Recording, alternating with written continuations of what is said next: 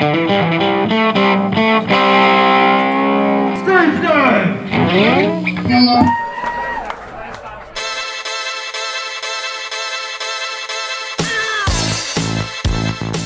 Stephanie Fu. You are listening to Stagedive. Today, we're featuring the electronic music duo, Justice. Justice is Gaspard Roger and Xavier de Rosnay. I talked to Xavier before their show at the Oakland Fox Theater, and he told me about way back in 2005 when Justice were just green wannabes. They'd gotten lucky and had just been signed to Edbanger Records, where their manager was DJ Busy P. Busy P said, listen guys, you have to make a new EP. And at the time, we were just starting making music, so we had no idea on how to do anything, and we were working with a very minimal setup, and we ended up with having this sound. And it was something both really violent and at the same time romantic. The 3 first minutes of the track are very, very aggressive, and then it just switches into something else that is uplifting. They called this first song Waters of Nazareth. So if you've been in a club sometime over the past 2 years, you know that super crunchy farts like this one are now everywhere. The kids love it. But in 2005, this was new and, like Xavier said, strangely violent. So when the duo played it for Busy P, he didn't like it because that track is made mainly with noise. I guess at the time it wasn't very usual. So we just put it aside and worked on something else. They came up with new songs and had them all ready to be mastered and pressed to vinyl. And so on the day of the mastering session, we had an EP ready without this track, and the mastering studio said, oh, listen, sorry, we're not gonna be able to master it today because your sound engineer has a stomach flu, so he didn't come. So we're gonna have to postpone the mastering to Monday.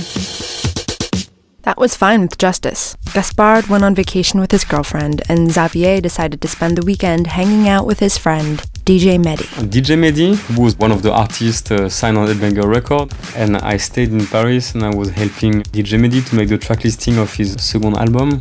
On Sunday night, we took a break and I played him this short version of Waters of Nazareth. And he started to hug me and say oh, that's the best thing I've ever heard. And he said, this has to be your single. So I called Gaspard and I said, okay, listen, Mehdi actually likes this track, so maybe we finish it. All the elements were on the track, so all we had to do was to edit it. So we did the edit on the phone, and Monday morning we sent it to the mastering. But the track was so weird that even the mastering engineer was confused because he'd never heard anything like it before. He didn't understand the track, and when he had it, he imported it into his computer to look at the waveform because the track sounded so weird that he wanted to see how it looks like.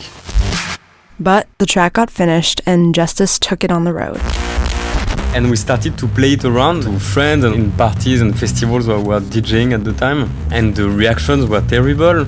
When we were playing it, we were always clearing the festivals.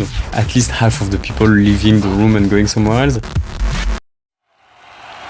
One of the first time we played it was in a Spanish festival, and as soon as the song started, the sound engineers of the stage came and tried to replug the turntables because they thought there was a problem. What happened with a cable that doesn't work. In the airport in Spain, after the incident, I wouldn't stop listening to it on my iPod, trying to convince myself that it was not that bad. And I was thinking, damn, what have we done? This is just noise for 4 minutes with a church organ in the middle. Xavier started to think they'd sabotage their careers by releasing this track. That's the end, you know what I mean? We just made this faux pas and it's bad. But remarkably, Waters of Nazareth started to find a wider and wider audience. DJs from all around the world defended it and started remixing the track. And then after a few months, we started to have good feedback from certain people. And finally, after 6 months, this track eventually became a sort of a touchstone in the music we were doing and in the way people were seeing us. Yeah, it's one of the most important tracks that we made. 2 years later, Justice released their full-length album, Cross.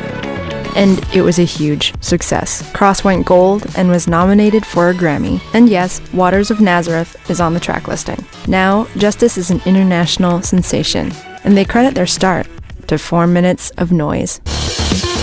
I think after that, we got really confident with our freedom as musicians, and that actually you can just make things that are a bit peculiar, and if you are lucky it might work, and since then this is what we've always done. All the music in this piece is by Justice, with remixes of Waters of Nazareth by Errol Alkan and Pocket Vince. Thanks so much to Justice, and thank you for listening to Stagedive. Check out more episodes online at stagedivepodcast.com. I'm Stephanie Fu, and until next time, catch you in the pit.